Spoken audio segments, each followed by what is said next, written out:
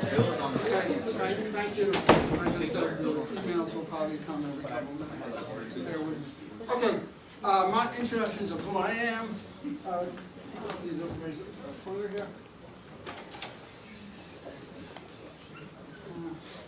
Well, we're going to have to go through this without a laser pointer, unless someone has a laser pointer. My name is not up there.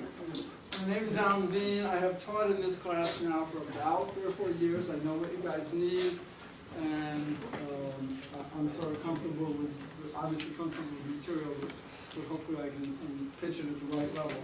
But to learn a little bit about you, so I can pitch it at the right level, I'm going to divide the class into 4 categories. I'll tell you the categories, and then you'll raise your hand which category. Category 1 is you can come up here and teach this instead of me. Category 2 is you took an immunology class, you remember the stuff, but it's rusty. Category 3 is you heard about immunology, you know a little bit about it, but you didn't learn that much. And category 4 is you've never taken an immunology inflammation course of any kind. So, category 1 is you can teach the class instead of me. 2 is you know immunology, but it's rusty. 3 is you know you've had some immunology, but you didn't really get it. And 4 is 0. How many folks are in category 1? Oh, well, I was hoping I'd have an easy day today. Category 2, which is you've had some immunology, kind of know it. So about 1/3 of it. It's a little higher than the last couple of years, I think. Had immunology, really didn't learn much about it, didn't understand it when you had it. Half the class. I'm going to ask that same question in 6 weeks when I'm done, and if you ask the class still raise your hand. My wife wants me to retire, maybe that'll be So if you really, really hate me, then I'm going to ask this question at the end of 6 weeks. Just raise your hand so I didn't learn damn things. And how many folks have never had immunology have no freaking idea? Fair enough. Fair enough.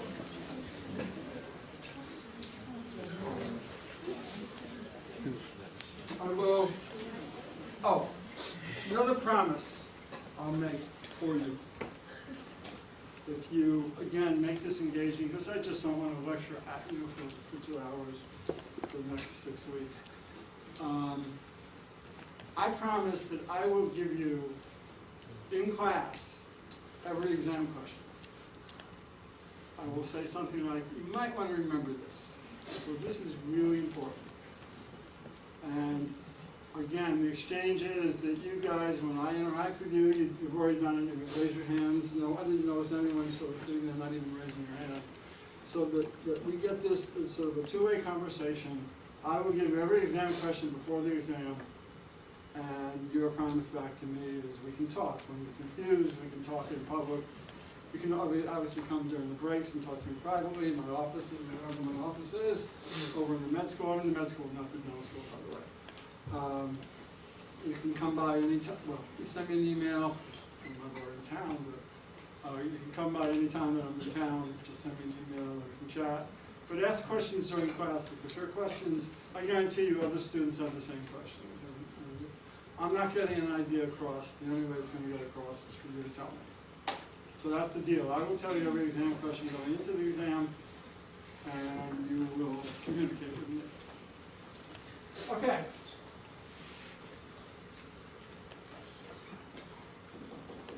I'm trying to see if these are for the entire set of classes I'm teaching or just today. This is mostly for today. Okay, so immune system. Well, let's start with something really simple. Where are most white blood? So a word that I don't know if I have a slide that covers this, because I actually, to be honest with you, I prepared the slides 4 days ago and I didn't look this morning at them. I usually do before class. I apologize for that as well. So I don't know if I have a slide for this, but there's a word called leukocyte. Leukocyte is the professional, scientific, clinical term for white blood cells. So white blood cells, what most of us say when you're not in this building, leukocyte is the official word. Where do white blood cells live? Excuse me? Oh, by the way, just one more, I'm telling you my whole life history here. I'm deaf in one ear, and I can't locate sound, so if one of you screams something out, I have no idea where you're sitting, so when you scream something out, which is you're more than welcome to do, just also raise your hand so I can look in sort of the right direction. So where do white blood cells live? Bone marrow, you said. Okay, one answer is bone marrow, and the other answers? No, you can't do twice. Sorry, I got rules. Spleen. Yeah. Spleen. Spleen. Oh, actually, you know what? This isn't fair. I'm going to ask your names, because it's rude not to know your names. So what is your name? It's Brian. Brian? George. Brian. I'll get your names memorized probably by next week, especially the ones who actually speak up. You had another idea? You go spleen. Your name? Jake. Anyone else have a place where white blood cells go? Thymus. Okay, your name? Timur. To me? Timur. Timur. Thymus. Okay. Anyone else? So there's this, I don't know if any of you watch Jeopardy or if there's this category in Jeopardy, I don't know what the official name of the category is, but the category is something like stupid answers or something, I don't know, or the obvious or whatever. So where do white blood cells live? Yeah! Okay, white blood cells. Now for all the other correct answers, just so everyone knows that you all, George, Brian, Timur, were right. White blood cells are born in the bone marrow. They go into the blood. That's what they're called, white blood cells. T cells, a subset, are they on here? T cells, a subset of leukocytes, go through the thymus before they enter the blood, so thymus is right. Spleen is where we destroyed, so these white blood cells are in circulation for days, weeks, months. There's a subset of them, red blood cells as well, that are destroyed, and they're destroyed in the spleen. So there is a time at which they're in the spleen, bone marrow, spleen, thymus, blood, which is the answer I was playing with you before. I think those were the answers I heard. Okay, why put them in the blood? It's a conceptual question. And by the way, I will try to get all 75. Your class about 75? I'll try to get all 75 of you to answer every day, so you know, not everyone's going to know the answer. So why put them in the blood? Sorry, your name? Mina. Excuse me? Mina. Nina? Yes. I was going to say to circulate and attack any foreign objects that enter the body. Okay, so Nina said to circulate and attack any foreign object. So let me back up a little. You're sort of cheating because blood is part of the circulatory system, so they do circulate. I mean, yeah. So I was looking for more of a why.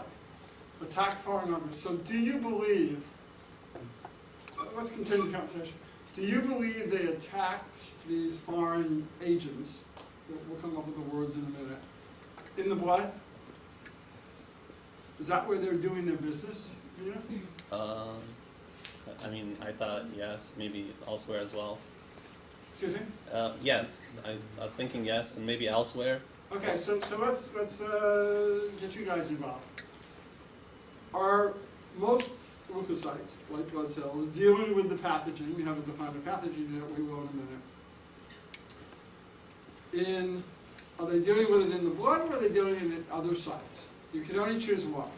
So how many of you think most of the action for leukocyte is in the blood? How many think it's in other sites? Okay, there are 3 or 4 of you who can raise your hand. Remember the deal we made, please. You're right, it's other sites. Okay, so now we got a problem. Well, I have a problem at least. If the action for a leukocyte to protect you, which is maybe on the next slide. Yeah, perfect. Red means it's on the exam.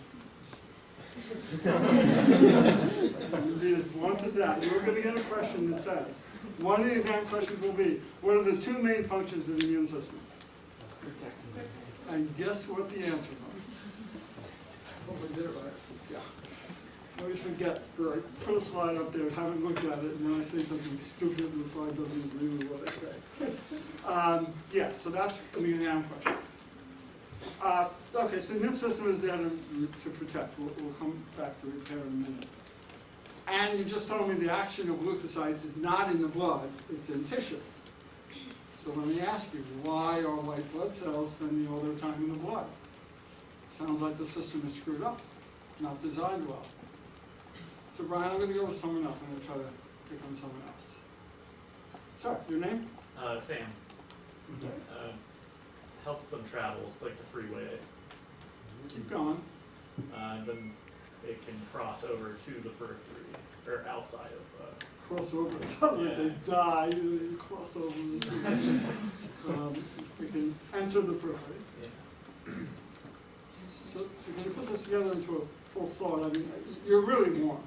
Yeah, so Put it together. they're in the blood, so they can travel around to different sites in the body. Okay. And when they get close enough, they cross out of the blood and into interstitial fluid.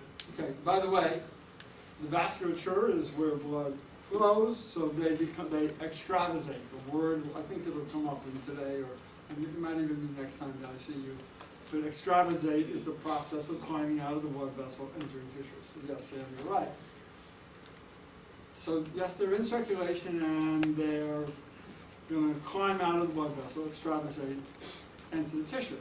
So why didn't we put them in the tissue in the first place? I'm looking for a design. My why are they in the blood is you guys are really close. You're all in the right place. But the why here is if they're not doing this, so let me challenge you. If they're not doing their action in the blood, they're doing their action in tissue, why don't we just put them in tissue? Something doesn't make sense to me. Yeah. Your name? Megina. I'm sorry? Megina. You call me Meg. That's easy. Is it because is it because not every part of your body is in distress or needs to be repaired? So if there are white blood cells that are in like other parts of your body, then they'll be like killing good cells that they don't. Killing, I'm sorry? Then they'll be like killing good cells that don't need to be repaired. Killing like what cells? Good cells. Like, Good cells. Yeah, cells that are Host working cells. fine. Yeah.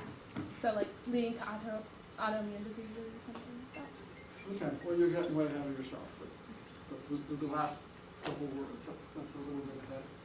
So Meg says that you don't want them in tissue all the time because they might kill the host cells. Yeah, actually they are, I don't want to go, I'll get to in a second. I don't want to go too militaristic here, but if you heard the word protect, protect implies someone who has to be a little bit aggressive once in a while to protect you, to protect society, to protect the host. So yeah, you don't want to put an aggressive cell in tissue. Yeah, you're getting there. Did you have a further thought? My name's Josh. So if all of the white blood cells were in the tissue, then any immunity that's developed in that tissue is localized. If white blood cells are in the bloodstream, if I get an infection on my foot and it returns in my hand, I can still fight it off. Good. Good. Yes, your name?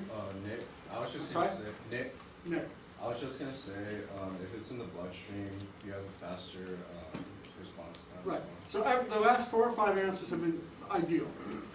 We don't know where we're going to get our next infection. So we're still at the protect half of the red words there. We don't know where we're going to get infected. Someone's going to cough at you, you're going to get infected in your nasal passages. You cut your finger, you're going to get the infection in your finger. If I can't get to read carry that. If you step on a rusty nail, you're going to get the infection in your foot. So you don't want to put white blood cells, one, because they're aggressive everywhere, because that's sort of inefficient, and because of the speed of response as well as the memory of response. You want to put them on the highway system so they can, think of the blood vessels as the freeway system, someone would use that analogy.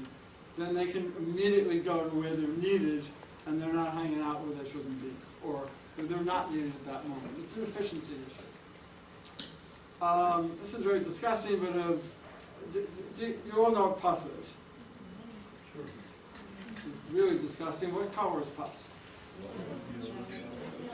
Well, mucus is green. Should be yellow. Anyone who has green pus, please see me afterwards. We really need to do that. Yeah, yellow and sort of whitish. Yellow is actually the right answer. I was looking for the answer with white. So it ends up, well, now I got myself into trouble. I'm going to get out of this. Give me a break and say the pus is half white and half yellow. I'll explain the difference in color in a moment. Okay, so pus is white. We'll start out with white for a teaching moment. Give me a break. So to teach this to you, pus is white, okay? So what do you think makes pus white? White blood cells. Guess what? When human cells, white blood cells die, they become a little yellowish. So pus is white yellowish because if they're freshly dead cells or freshly accumulated white blood cells, pus is white.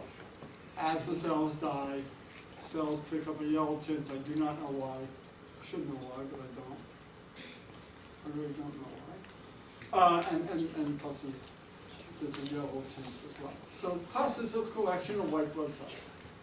So already we know that white blood cells go to places, they'll do their thing, die, and we get rid of them. The pus pops out if it's a pimple, or the pus drains with time, and things go back to homeostasis.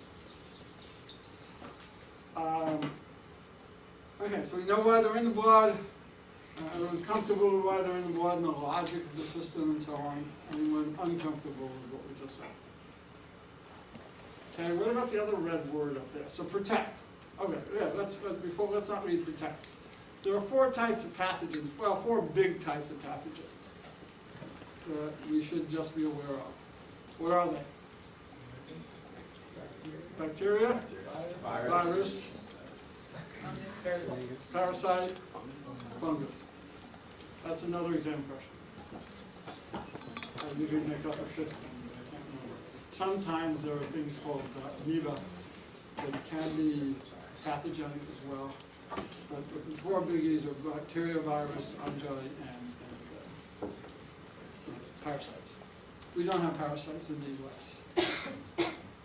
Parasites mostly on Mars, and we don't have them in the U.S. Much. Okay, now repair. How many folks would have, if I had said, what are the 2 main functions of the immune system, and obviously half of you don't know much immunology, but if I had asked you, how many of you might have said repair as a main function? Very limited number, which is what I would have expected, and you're wrong, obviously, and it just doesn't get the press. Repair doesn't get the same press as protection. But can you give me an example that you've all experienced where the immune system is repairing, not protecting you?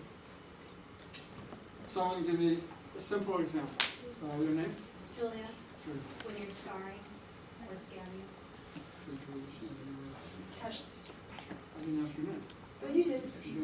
Oh, it's getting bad already. Julia, I'm sorry. Scarring. Scarring or scabbing. Well, scabbing is coagulation of blood. Okay. Scarring is, scar tissue is a little bit better. What do you mean by scarring? Repairing damaged tissue. I can't use the word repair. If I'm asking you to tell me about repair, I can't use the word repair in a sentence.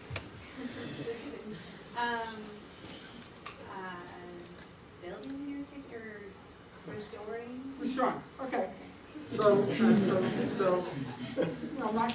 Rebecca said, it doesn't matter if you guys don't get things right. There's nothing I'm not going to form an opinion.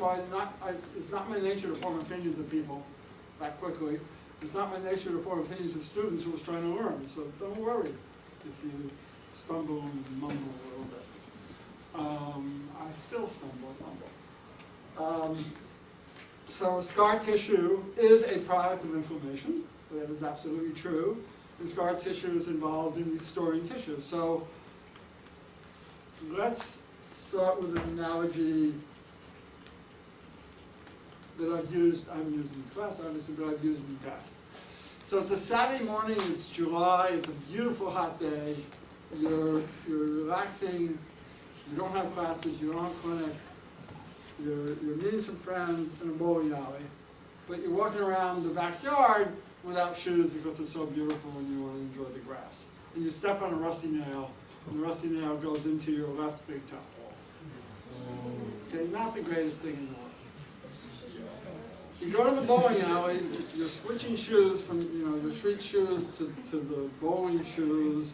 You pick up the bowling ball before you put the shoes on, you drop the bowling ball, and it drops on your right big toe. Really lousy Saturday morning in July.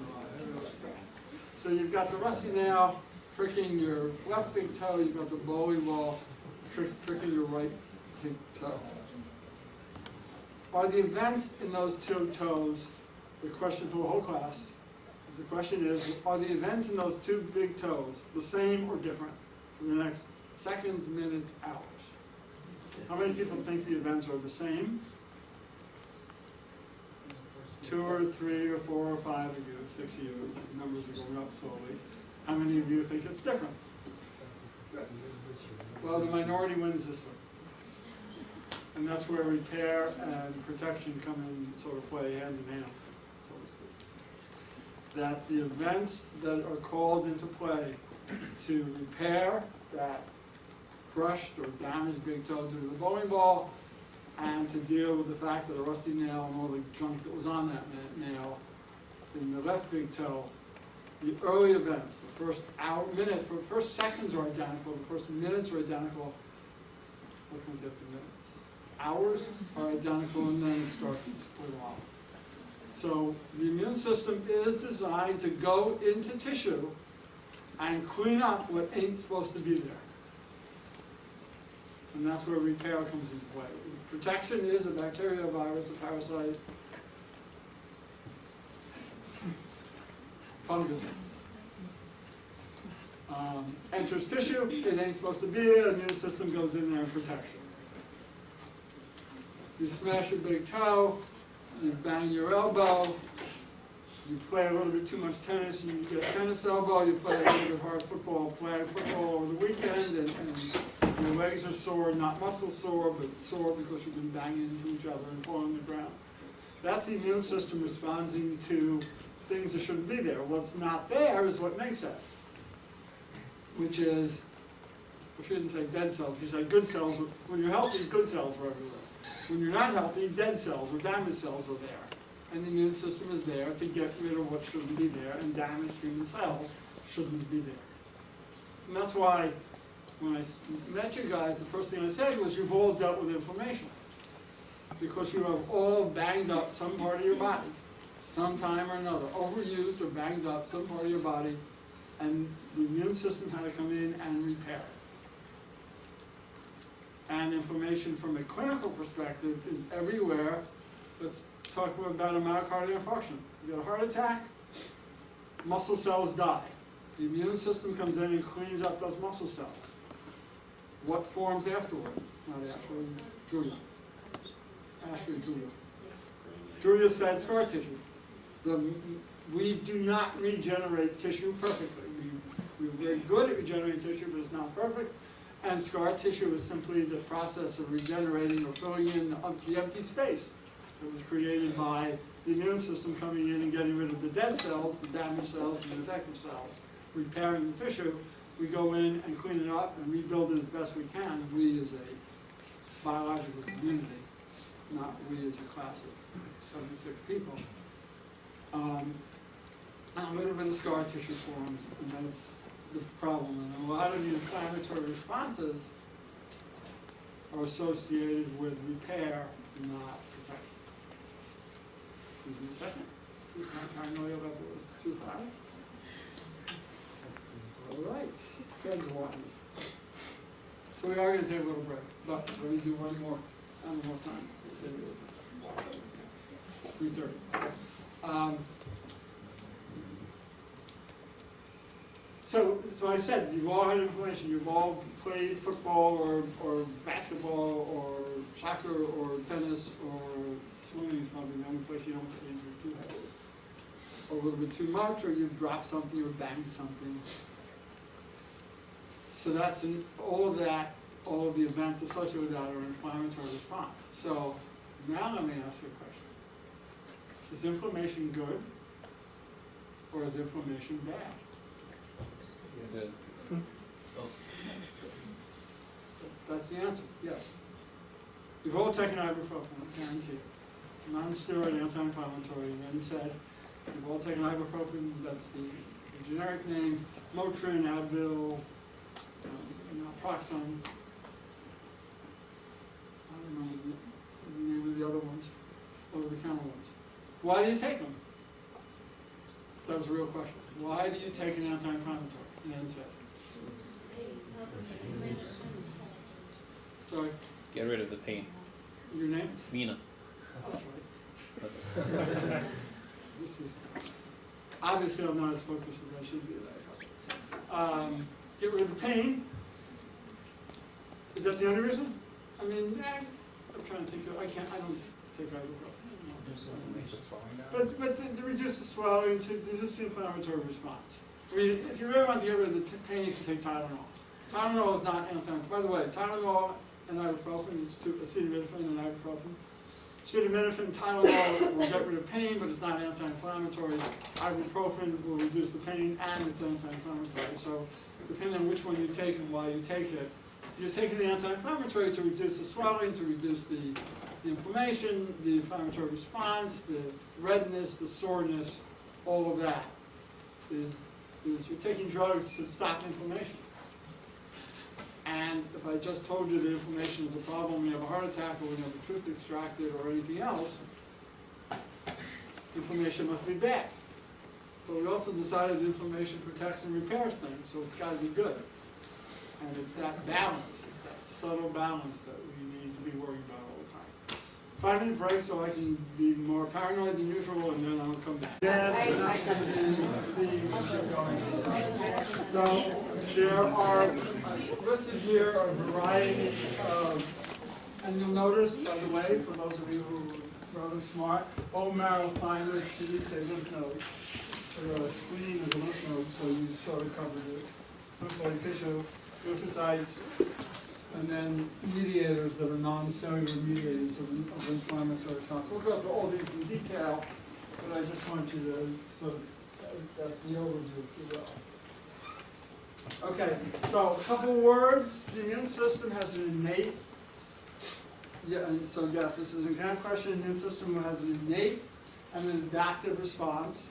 In general, people think of the innate response as early or acute. Remember the bowling ball and the rusty nail? First, seconds, minutes, hours. That's all an innate response, identical whether you're repairing tissue or whether you're protecting tissue. It's an older, evolutionarily older system.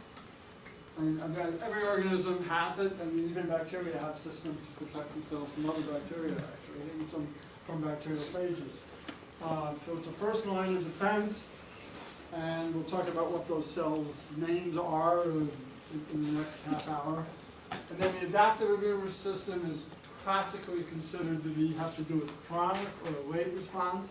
The adaptive immune system takes 10 days to develop, so clearly it can't be an early response. But the innate system doesn't shut down. The adaptive immune system relies on the innate immune system as it functions.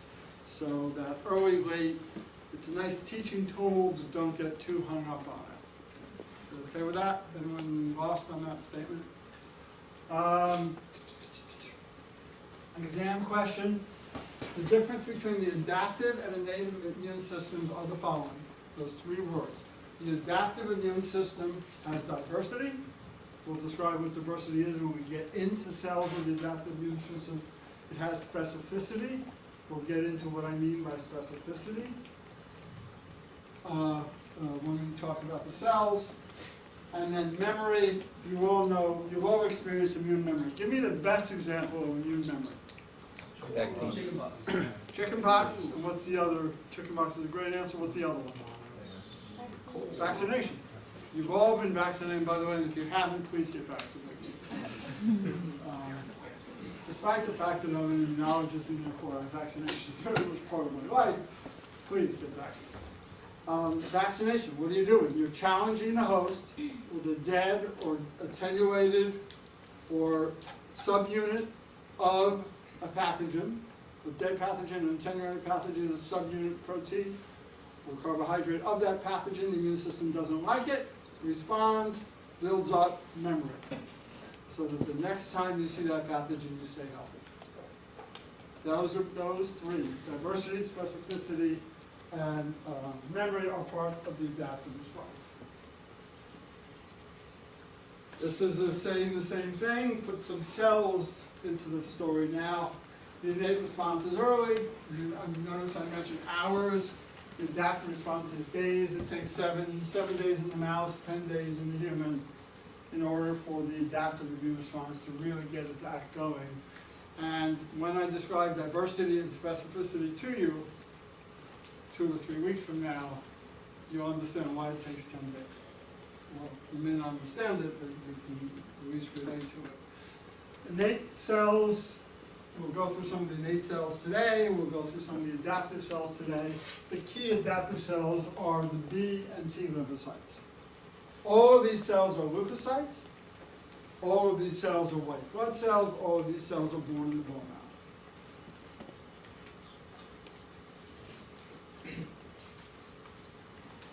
Okay, something about the innate response which you don't teach, we should teach, we don't talk about, but there's a lot of the innate immune response that isn't even cellular.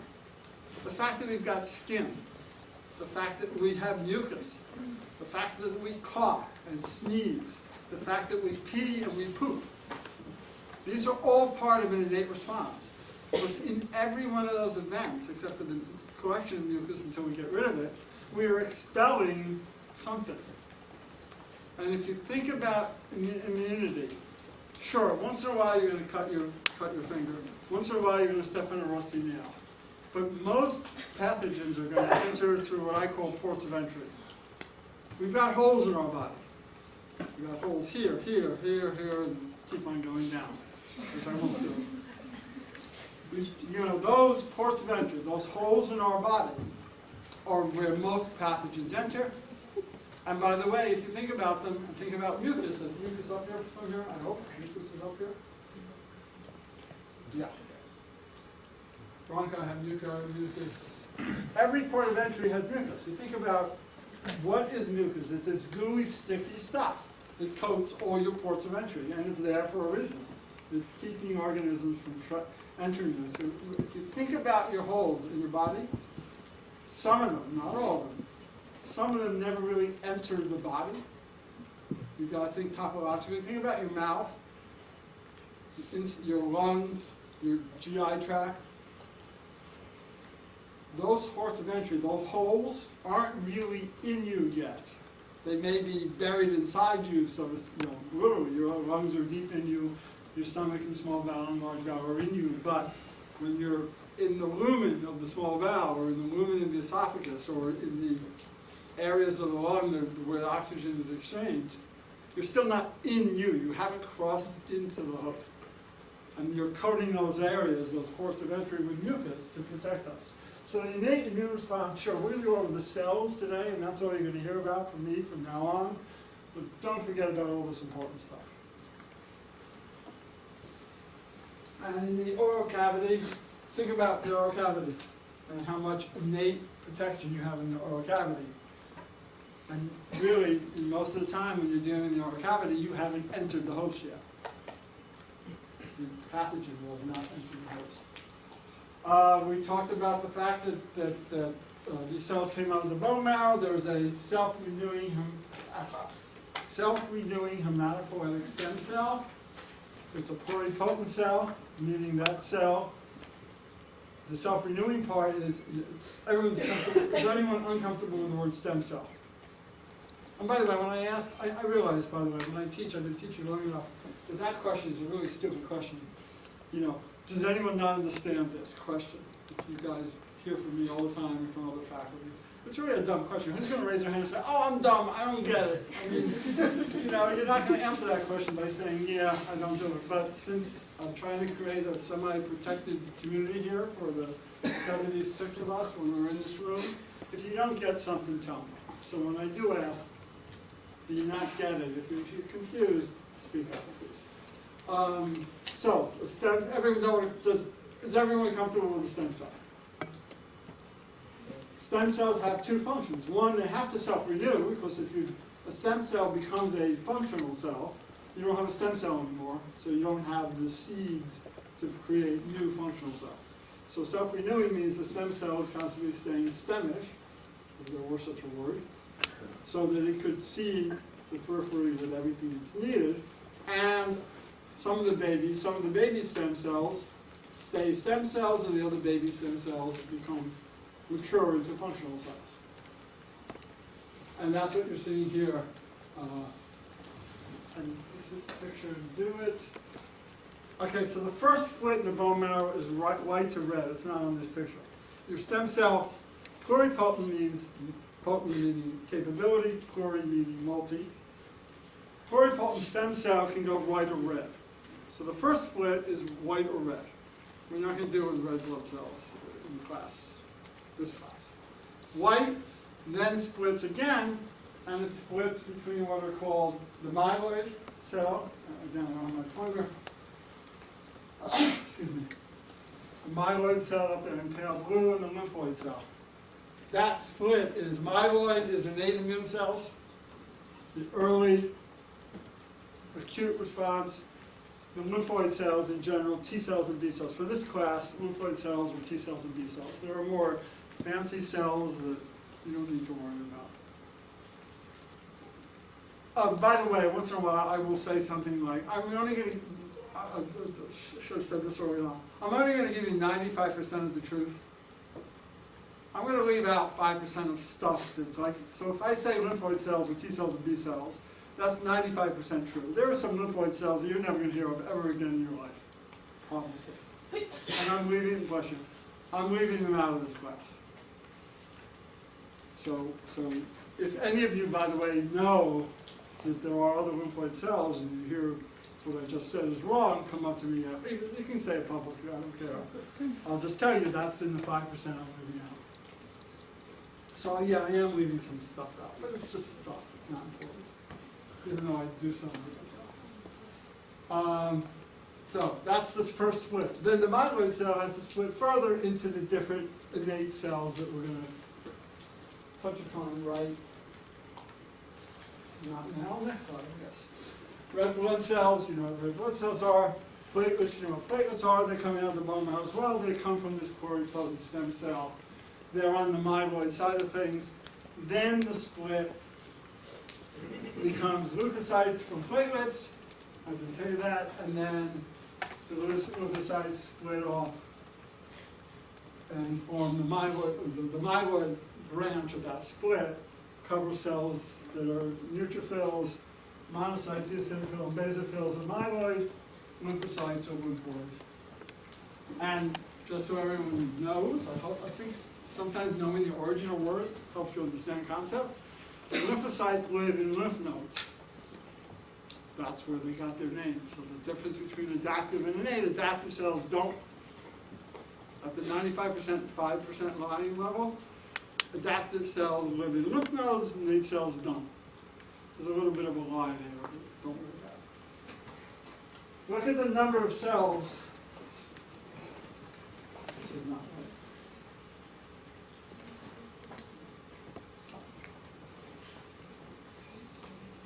5 plus 3 is 8. Neutrophils represent about 70% of the white blood cells. I don't know if those numbers come out. Oh yeah, percent. I'm sorry, there you go. I could have looked on the right hand side and seen just that. Which now I know I don't lie. Once in a while I will lie, don't worry about that. You know, neutrophils, you know, so I study T cells. I'm a T cell immunologist. I study the adaptive immune system, just so everyone knows. And I love T cells because they're really, really smart, and I'll tell you why when we do T cells. Truth is, I've asked this question in the classes. I won't today because I've stolen so much of your time already. I, as a T cell immunologist, would give up my T cells in a shot. I am not giving up my neutrophils. Because what are we talking about? During those first minutes, seconds, minutes, and hours after you dropped the bowling ball and stepped on the rusty nail, the cell that is keeping you alive is the neutrophil. The T cell needs 10 days to do its thing. You're going to be long dead before you, if I had to give up a T cell or a neutrophil, I'm going to be dead by the time the T cell's ever going to help protect me. So, despite the fact that I think neutrophils are boring intellectually, I wouldn't give them up. And speaking of neutrophils, there are cells that in the white blood cell system, there are cells called granulocytes. Granulocytes shockingly contain granules. Granules are little endosomal pockets of information that are stored inside an endosome. So they're the granules in blue in this picture. They are they're chemically, the membrane surrounding granules is the same, very similar to the membrane that forms the plasma membrane of the cell. And these are vesicles within the cytosol that contains goodies. And we'll talk about the goodies in a couple of slides. And there are a whole bunch of granulocytes. So granulocytes is the generic name. Neutrophil is one of the 3 or 4 granulocytes we have. And all granulocytes contain granules. Neutrophils, I don't know if it's on the next slide. If not, I'll come back.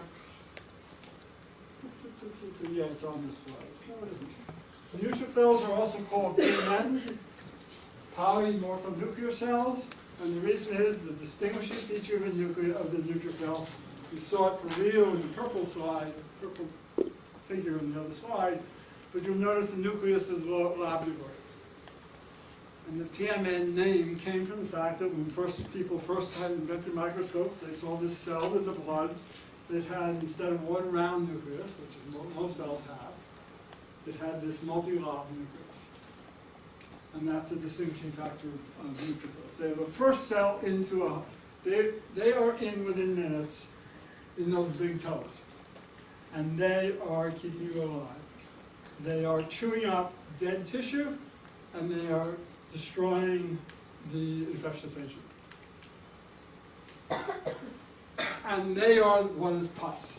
When you have a pimple, or if you know you have pus after you cut yourself or whatever, that collection of white turning to yellow cells are dead neutrophils.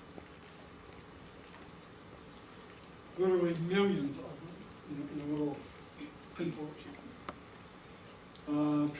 The stuff inside neutrophils, we'll talk about what they are. I think we're good. Oh, neutrophils are phagocytic. Everyone knows, I'll tell you what phagocytosis is. So we sip, we drink, and we guzzle. If you're sipping, it's called pinocytosis. The cell takes in a little bit of liquid. Its membrane surrounds a little bit of liquid. It's pinocytosis. If it takes in a little more, it's endocytosis. If it takes in a whole gulp worth, it's phagocytosis. And think of a bacteria as you need, bacteria are very small compared to human cells, but to chew up a bacteria, you need to go through the phagocytic event. So sip, drink, and gulp. And phagocytosis is gulping in bacteria. Eosinophil, another granule cell, granulocyte. It also contains granules. Eosinophils tend to occur mostly. Eosinophils are in circulation a little bit. I think the next slide will comment on this. But eosinophils, yeah, they are in circulation, 1 to 2% of the blood, but they also are found in tissue, and they are mostly found in lung tissue and gut tissue. Heavy mucosal organs, the organs most often exposed to the outside world. And their big claim to fame is they play a very important important activity in the allergic response, of allergy and asthma. Eosinophils are really important players in the lung in an allergic or an asthmatic response. So, some of the two distinctions.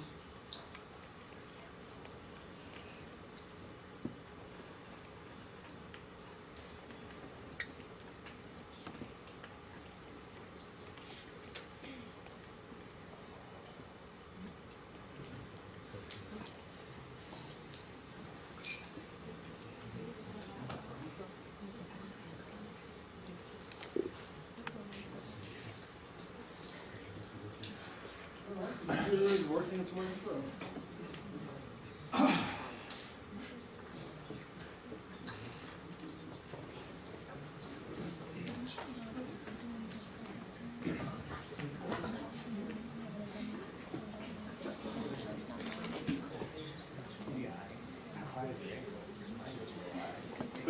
All the way down What do you classify as your So, the next granulocyte is a basophil, and basophils are found in circulation. And the cell I'm going to show next, which is the final granulocyte, is a mast cell. And basophil and mast cells are basically kissing cousins. Basophils and mast cells do the same thing. They're do the same function. Their granules contain the same goodies. Basophils are found in the blood.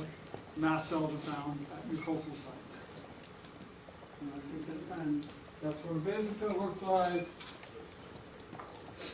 It's a very low percentage, but in the blood, they're not phagocytic cells. And neutrophils are phagocytic, eosinophils are a little bit phagocytic, basophils are not. And they release some goodies, and we'll have a slide of what those goodies are in a minute. Mast cell, the kissing cousin of basophil. So a basophil is a mast cell wannabe, if you will. It's a mast cell that hasn't gotten out of the blood, or a mast cell is a basophil wannabe. It's a mast cell that got lost and ended up in tissue. It's a basophil that got lost and ended up in tissue. They really are pretty indistinguishable. To my eye, I'm not a microscopist. To my eye, all these cells look the same. So, and no, there would be no exam questions or pictures of cells or anything like that. Promise you. Some of the goodies in the granules. As I said, neutrophils, eosinophils, basophils, mast cells. And these are granulocytes. They contain granules. These are the goodies that are found in granules. These are the family of goodies. These are specific molecules. These are what the molecules do. This is FYI. You do not need to know anything, the details of what's on this one. Okay. So these are the first cells that protect us, neutrophil being the most important, basophils, mast cells, and eosinophils have more specialized function. But they are part of that, what I call that innate response. Not surprising, the innate system, as it either works or doesn't work in dealing with your big toe issues, needs to at some point start to engage with the adaptive response. It either needs to tell the adaptive response, we don't need you, we got it covered, or it's got to get that adaptive response going so that it's there as plan B, if you will. So we need cells that are innate, but are certainly capable of communicating with the adaptive cells. And that, when we leave the granulocytes and enter the monocyte macrophage world, these are innate cells that still are phagocytic, still kill bacteria through various means that we'll talk about in detail as the semester goes on, but they have the capacity of starting to communicate with the adaptive response. So there's a continuum, if you will. Monocytes, where's there? No, I guess I don't have a thing. Monocytes live in blood. Monocytes really don't function in blood. Monocytes crawl out, extravasate, as we talked about, the fact that you need to be on the highway system in order to be available for memory purposes and for protecting host tissue and the whole reasons we came up with an hour ago. Monocytes live in the blood, they don't do anything in the blood, they crawl out of the blood when needed, and they differentiate into macrophages. They differentiate into macrophages. So monocytes really have minimal biological function. That's a 95, that's one of my 5% pieces of information when I say that they have no function or minimal function. That's part of my 5% rule. Their main contribution is to climb out of extravasate, leave the blood system, and differentiate into macrophages, which are phagocytic. The difference between a macrophage and a neutrophil is significant. The most important one is, from me, my perspective, is the neutrophil is this statement is again part of my 95-5 rule. Neutrophils, to me, are just dumb cells that their only goal in life is to kill whatever's nearby. That's no longer true. We used to think that for many, many years, actually. Neutrophils, the moment they leave the bloodstream, start chewing up whatever is not supposed to be there. Monocytes, when they leave the bloodstream, need to differentiate into macrophages before the macrophages can become phagocytic. That's why the neutrophil is the first cell, the first responder, if you will. That expression has become popular over the last, unfortunately popular, over the last 20 years. Neutrophil is the first responder. It gets in there and all it does is kill. Macrophage is more subtle in how and what it kills, and the macrophage had to differentiate from the monocyte in order to be functional. Hence, if you will, the macrophage is the second cell to the site of injury, site of damage. So, keywords, protect and repair, going to be an exam question. Two branches of the immune system, innate and adaptive, going to be an exam question. Innate response is early, it involves cells that contain granules. I don't know if that will be an exam question, it's kind of boring. The adaptive response has specificity, diversity, and memory. You know what memory is. We'll get into specificity and diversity when we talk about antibodies, whenever that comes up. I think it's in about 2 or 3 classes. And you'll explain those words. But these features are not present in the innate response. Okay, so we need to link. As I said, the innate response has got, there's a continuum. Everything in life is a continuum. We need cells that have innate capabilities that can communicate and get the adaptive response going. One of those cells is the macrophage. The second cell that does that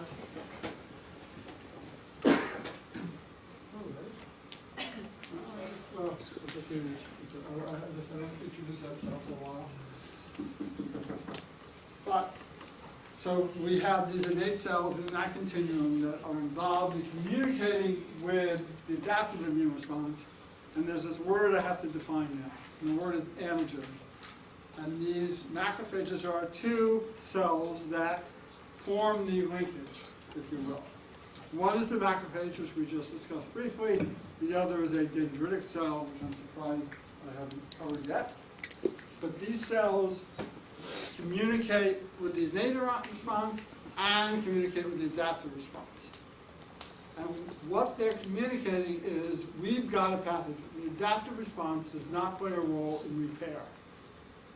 All the repair is in innate immunity. The adaptive response is the backup plan for when we couldn't deal with a pathogen. You know, with the brute force approach, we needed, the hammer didn't work anymore, now we need a scalpel. And the scalpel, if you will, is the adaptive response. And the innate response is a hammer. If the hammer doesn't work, we have to go in there with much more precision, which is what the adaptive response does. We need to link those cells, and the linkage is these cells, macrophages and dendritic cells, are antigen-presenting cells. This is one of those Jeopardy questions. Antigen-presenting cells present antigen. So what is antigen? For today, antigen is a piece of a pathogen. A very small molecular size piece. We're talking 40, 50 angstrom piece of a pathogen, not a bacteria cut into 90 pieces, but a bacteria cleaved into its molecular structure. So small molecules, 10 to 40 angstrom molecules from the bacteria are taken in by these antigen-presenting cells, and those small molecules are called antigens. They are exposed on the surface of the antigen-presenting cell so that a lymphocyte can see them and say, okay, I got to deal with a pathogen that expresses this funny little shape. So an antigen-presenting cell is a cell that is living at the site of inflammation, takes in molecular pieces of the pathogen, exposes those pieces on their cell surface so the adaptive cells can see them and do what adaptive cells need to do.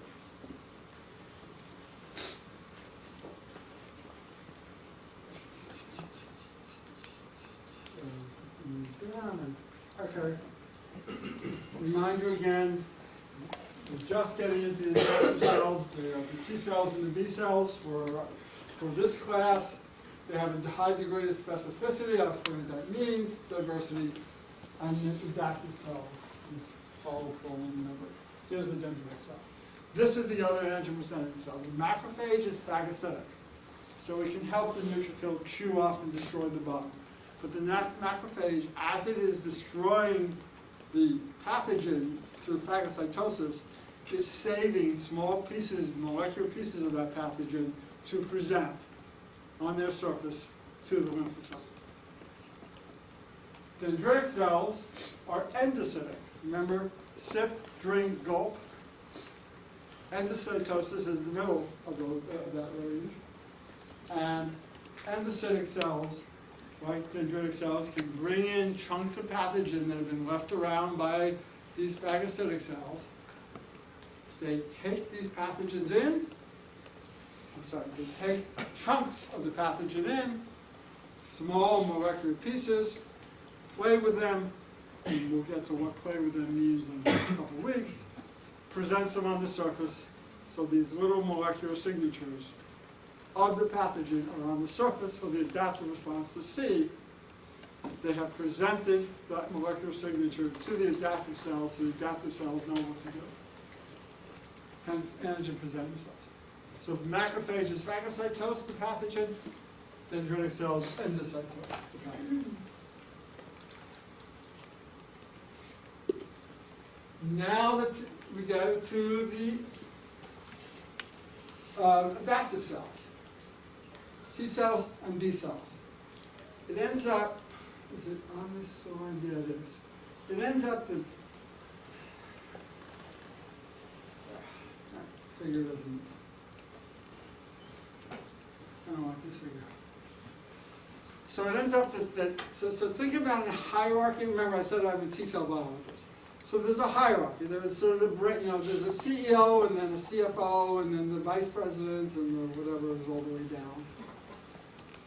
Think about that hierarchy for a moment. See if this works for you. If this analogy doesn't work for you, we won't.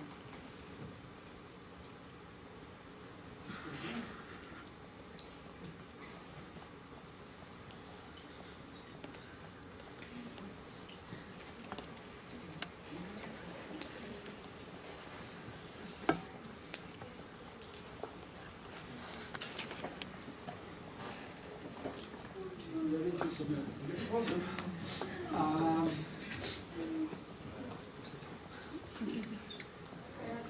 Hierarchy, yeah. So think about org chart for a company, or think of the dean. You guys have a dean.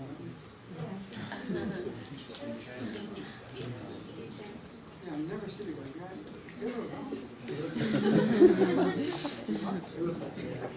I'm not Garrison. I'm so glad I'm not the only person that's done that. Oh, by the way, I thought, I got an email just before class. So I was going to be, you guys want these taped? Are we being taped? He's the mayor of Cloud City. We have a video recorder hired by the class, and Oh, so I've been taped all this time. So it's probably a good idea for me not to say anything about Dean Chance, then, right? I met him years ago. He used to be in Kentucky, I think, if I remember serving correctly. And I used to be chair of the faculty senate here at Case, so I would interact with the board of trustees a lot. And he was a board member. I think he's maybe a Case graduate, I don't know. He's in Levine. So I met him as a board member, and then, many years later, Jerry, the dean, that I knew very, very well, the one who brought me into this class, actually, retired, and Dr. Chance was hired to replace Jerry. All right, guys. Quit it. Okay. Hierarchy, yes. Okay, so the brains of the operation, of adaptive operation, is called the helper T cell. Over there. A helper T cell, even though a helper T cell and a cytolytic T cell are both called T cells, from a pecking order perspective, they're not equal. The helper T cell figures out what we need to do to keep us alive, to protect us, and then gives instructions to its underlings. And a cytolytic T cell and a B cell are the underlings. So you got the helper T cell as the head of the show, figures out what's going on. Guess what? So this is for you guys. How did the helper T cell figure out what was going on? What must it have been, what happened? I haven't told you details, but what? You know enough to answer this question. What must the helper T cell have done in order for it to know how to give advice to its underlings? You sound like you know it. Yeah. Oh, I thought, yeah, you. Antigen? Yeah. Antigen presenting cell. What's your name? Sarah. Excuse me? Sarah? Sarah. Okay. The antigen presenting cell. Remember I said the antigen presenting cell, either whether a macrophage, which is phagocytic, or the dendritic cell, which is endocytic, presents antigen and talks to the immune cell. It talks to the helper T cell.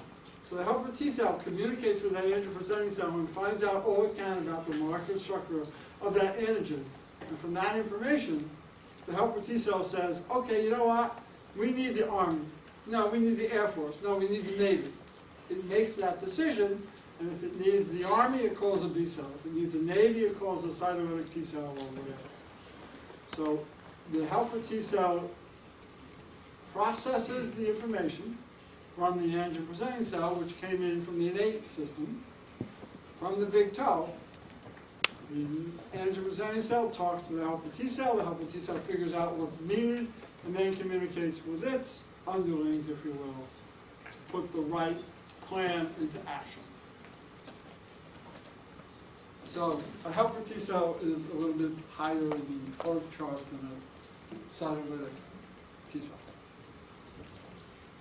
But nonetheless, helper T cell, cytolytic T cell, cytotoxic T cell, and a B cell are lymphocytes.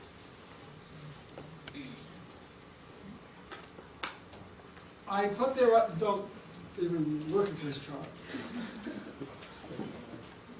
I've described 7 or 8 cell types. There are subsets of those cells, and subsets of subsets. And then there's, you may have noticed I pointed for a split second, I said this is an awful slide. The helper T cell figures out what to do, and it differentiates into what's called a helper 1, or helper 2, or helper 17, helper 22, helper 9. And so the cells all start to specialize. How do we know they specialize? They express different proteins, and many of the proteins they express are on their cell surface. So we can probe what protein is on the cell surface of a cell, and that tells us what that cell is likely to do, or from the basic science perspective, we try to figure out what that cell is doing for protection. From the clinical side, was that cell activated and is the patient protected? We ended up starting to call these cell surface proteins by all kinds of names. I don't remember, I think we're up to 256 molecules or so. I really don't remember the number. I'll look it up and see you guys next time. And you couldn't come up with enough creative names for 256 molecules, and you wouldn't remember the names anyway, so we went the other route, which is we named them CD numbers. So there was CD1 and there was CD256. Each of them is a unique protein expressed on the surface of a leukocyte that allows either a clinician or a basic scientist to say, what type of leukocyte am I dealing with? What functional capacities does that leukocyte have? The only CDs you will be tested on and you need to know. Well, I don't want to test these to be the only focus of what we communicate. The only CDs you need to know and will be tested on are CD3, because only T cells express CD3. So when we, as scientists and as clinicians, talk about a CD3 count, we're asking how many T cells does a patient have.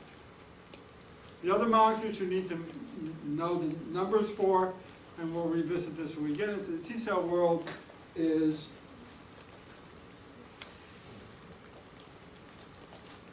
the helper T cell expresses CD4, the cytotoxic T cell expresses CD8. The only way to remember that is just sit down and memorize it. Do not put that into any context for you, because they're just random numbers. So, when we come back to the T cell world, we will talk about CD4s and CD8s, helpers and cytotoxic, just memorize it. You don't have to memorize it today.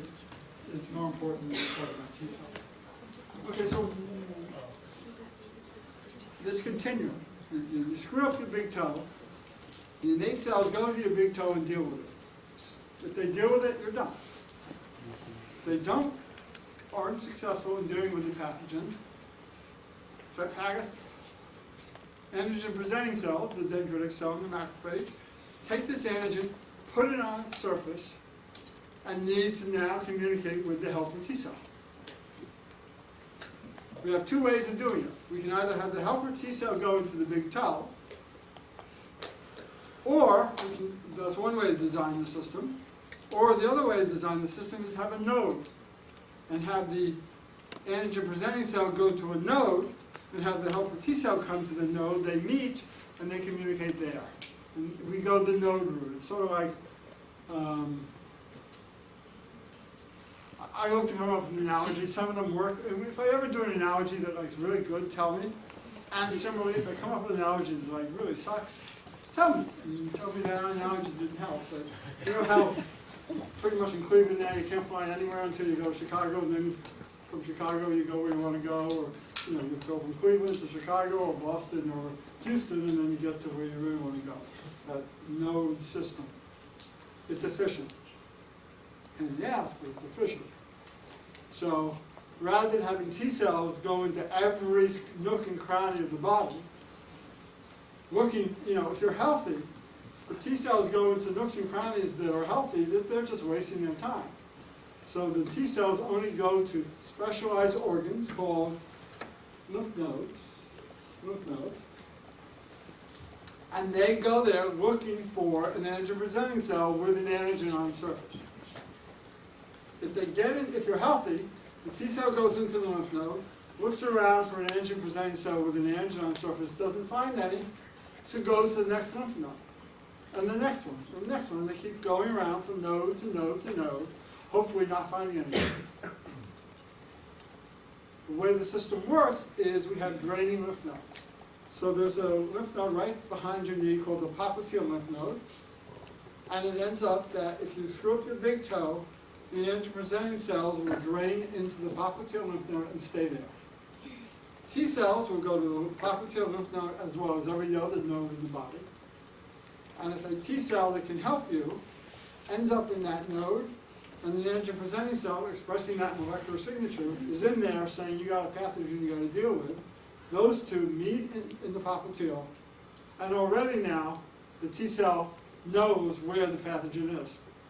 The logic of the node system is the T cell now knows where the pathogen is. Because if the T cell is learning about an antigen in the popliteal lymph node, that T cell knows it drained somewhere here.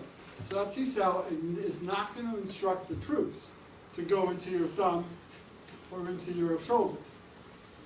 A T cell which met its antigen in the popliteal lymph node tells the troops, focus in on this area. That's why the way the system is designed. That's how I rationalize to myself why it's a good design or a reasonable design. So you notice this screen is here. So there was an answer about screens earlier on in the hour.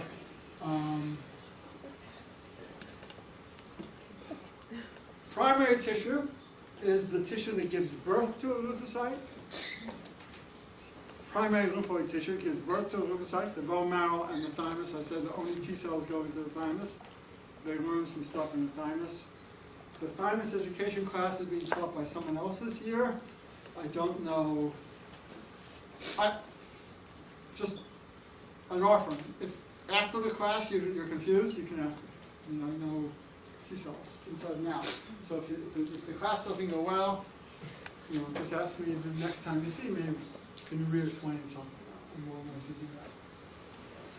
Once the cells are mature, they're out of the bone marrow, they're out of the thymus, they're circulating around, neutrophils, everyone's in the bloodstream. T cells and B cells spend their time going from lymph node to lymph node to lymph node, looking for, it's like someone asking, do you need help? Do you need help? It's a very generous person going, saying, can I help you? Can I help you? So the T cell is going to the lymph nodes, asking, are you in trouble? Do you need my help? And they're called helper T cells for that reason. A picture of a nice lady. I have no idea why I put it in there. The thymus is located just behind the heart. The thymus is so every cell that comes out of the bone marrow, every white blood cell that comes out of the bone marrow is mature, except the T cell. The T cell has to go to the thymus, get a further education, and then when it comes out of the thymus, it's mature. Sure, Brian. How does the body know when it's deficient in particular? So there are all these different cell types that start essentially as a pluripotent cell, and you need quite a few of some and not very many of others. How does the body, in a sense, keep track of, okay, we need to make more of these and not so many of these? Perfect. So you have heard of being lymphopenic, you've heard of being neutropenic. That is when you're low. You can be lymphophilic, and have too many cells as well. Absolutely, the body is constantly measuring what its production level. It's a great question, out of the bone marrow. So if you get, remember I said a whole bunch of neutrophils go into your big toe, they kill things and then they become these dead yellow white pus balls? Well, you're short of neutrophils at that moment in time because all the, not all, enough neutrophils left the bloodstream, into the big toes, dealt with the issue, and now you're neutropenic. So that feeds back. There are cytokines, and we'll get to cytokines. I don't think I'm teaching the cytokine class. I think they're starting to ease me out of this or something. I'm not sure why. I think someone else is teaching the cytokine class this year. So there are cytokines, don't worry what they are. You'll learn about them in detail, but there are proteins made by the neutrophils, and if there are less neutrophils in the, so it's a good example, Brian. If there are less neutrophils in the blood, the concentration of the cytokine X is now lower. The bone marrow measures levels of cytokine X and says, ooh, I'm not getting my normal dose of cytokine X. That means we must be neutropenic. I better make more neutrophils, or T cells or B cells. So along that logic then, something like, say, HIV, why wouldn't the body just start making a lot more T cells? It does. So there is, after HIV infects a CD4 cell and kills them off, Right. there is a sudden boost in CD4 counts. Oh. But the virus wins. And by the way, talking about HIV, part of what I does HIV, actually the grant is... So the body's trying to... 444, made it.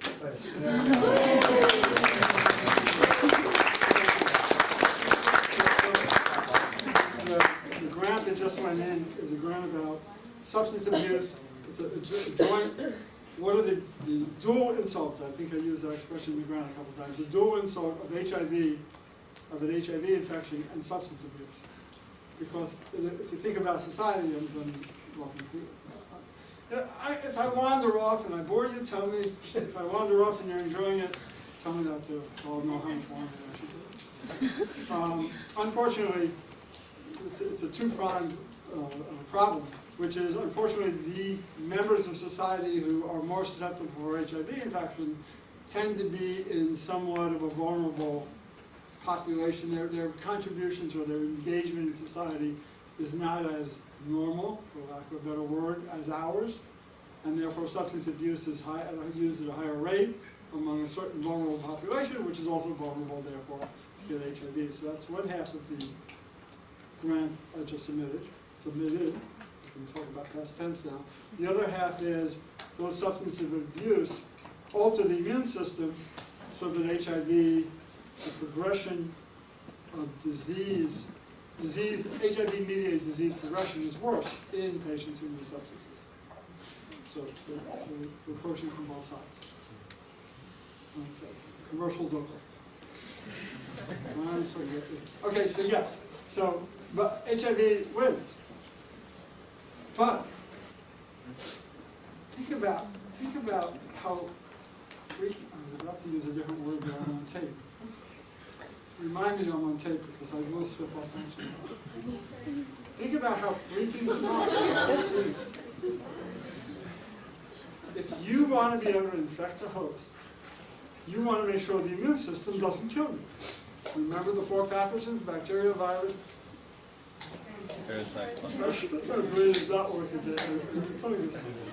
Well, if you're a virus and you want to win, you want to make baby viruses, that's your goal. You don't want the immune system to kill you. Well, guess what? If I'm HIV, I attack the brains of the operation. So HIV cells, HIV virus, infect CD4 positive T cells, which are helper T cells. You gotta memorize that. CD4 helper, CD4 helper, CD4 helper, CD4 helper. HIV kills CD4 positive cells. Well, fantastic. You cut off the head of the snake, everything else falls apart. It's really, unfortunate for us, very smart virus. Okay, so T cells drift into the thymus. They go through all kinds of things called thymic education, which I'm not doing this year, but if you don't get it, tell me after. And there is, I'm not going to bother. I'm not going to bother since you're going to cover this. Someone else will cover it, and I'll come back to it.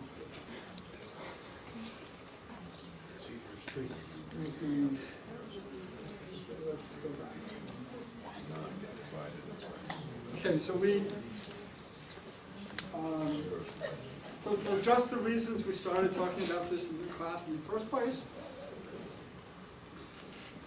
we have these lymph nodes. T cells circulate from lymph node to lymph node to lymph node, looking for the helper T cell especially. Circulates from node to node to node, asking the question, do you need my help? The answer to the question is yes, if an antigen-presenting cell came up from its site of drainage and communicates with that helper T cell, and that communication takes 5 to 6 days, hence the 10-day delay of the adaptive immune response that I referred to earlier. So that communication between the antigen-presenting cell and the T cell has occurred. The T cell needs to gather all the intel, if you will, to make a decision. I've never been in the military, I don't know the military, but I imagine the Pentagon, the generals in the Pentagon get spy information and other information from the field, and they look at all that information and then think about it, and then they decide what's the best way to protect us. So the helper T cell gets the information from the big toe, where all the bad stuff is happening, talks to the antigen-presenting cell for a couple of days, figures out the best approach, and then uses the rest of the time to talk to the T cell, the cytotoxic T cell, the eosinophils, B cells, the foot soldiers, if you will, and tells them this is the plan of action. And all that is occurring in the lymph node. I'll give you a second, but I'm on a roll. I think I'm also hyper.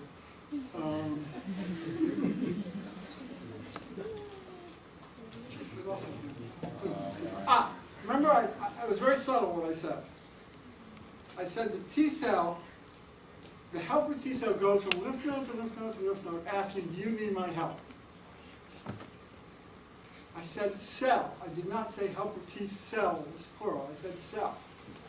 So what happens is, during those 10 days, after the T cell and the antigen presenting cell communicate and they figure out what to do, you got one T cell to protect you. That ain't enough. That T cell goes through what's called clonal expansion, where that T cell becomes 1,000,000 cells, 1,000,000 identical cells, with the 1,000,000 pieces of identical information on what plan is best. Now you've got 1,000,000 T cells talking to 10 million foot soldiers to go out there and keep you alive. So you need those 10 days for the communication. You need those 10 days for those T cells to expand so you have enough of them to protect you. And then you need those 10 days for those clones to communicate with the foot soldiers. And all that is occurring in the lymph node. Now, when I was a little kid, Brian, there were 3 questions, and I'll shut up for a while. How are we doing on time? 9 minutes. I'll always end on time, even if it's mid-sentence. As you can tell, my ideas sort of float around my brain in some disconnected ways sometimes. That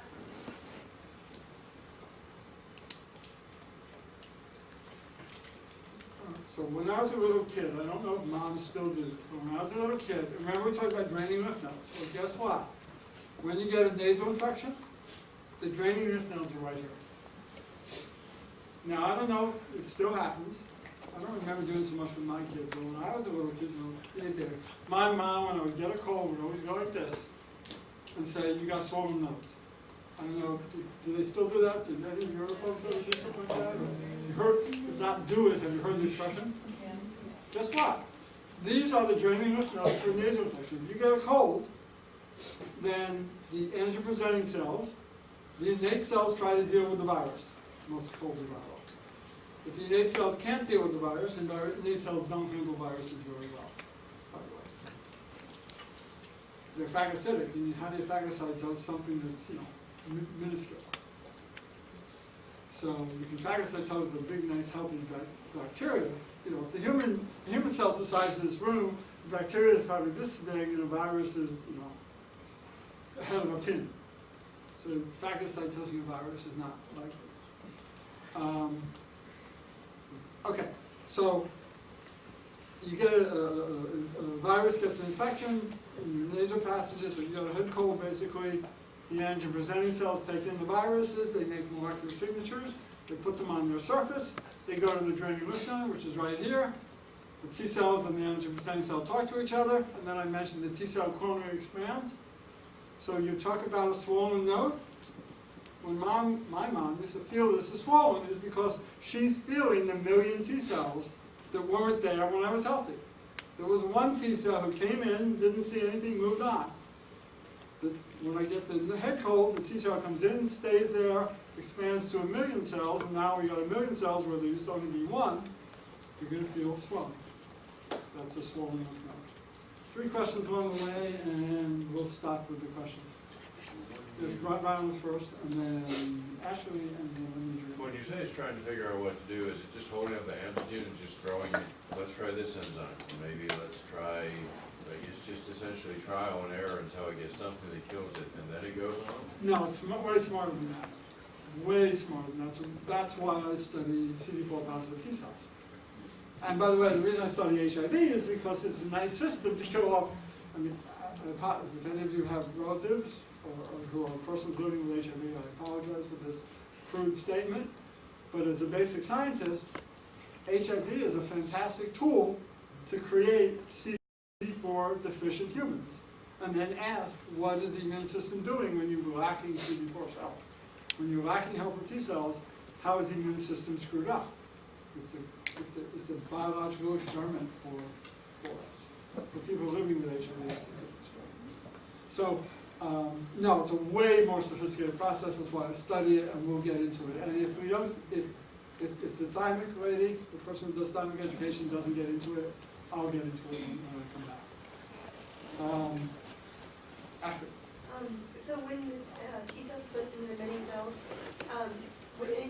high replication rate is that mutation? Is it like cell replication rate? That's like T cells that mutate as they. Yeah, and so, yes, there are T-cell lymphomas, but guess, so this is a great question. What happens after the organism is killed off, after you're protected? What happens to those millions of T-cells that expanded in the nodes to deal with the organism? What would you do with those millions of T-cells? I'll let someone else answer, but I'll answer your question. I'd say the few of them. Okay, so we got a vote for saving a few of them. Any other thoughts? Would you keep them all? So let's since it's 5 o'clock, you guys must be absolutely exhausted.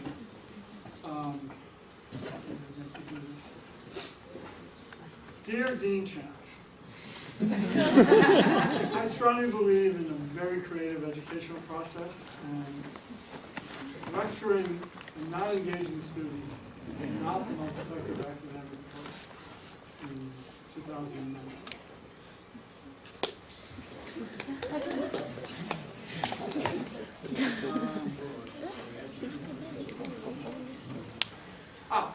So just to get everyone involved. Kill them all. Kill all the T cells off after the body's gone. Save a few, or keep them all around. How many want to kill them all off? How many want to save a few? How many want to keep them all around? Okay. You are all correct. The vast majority are correct.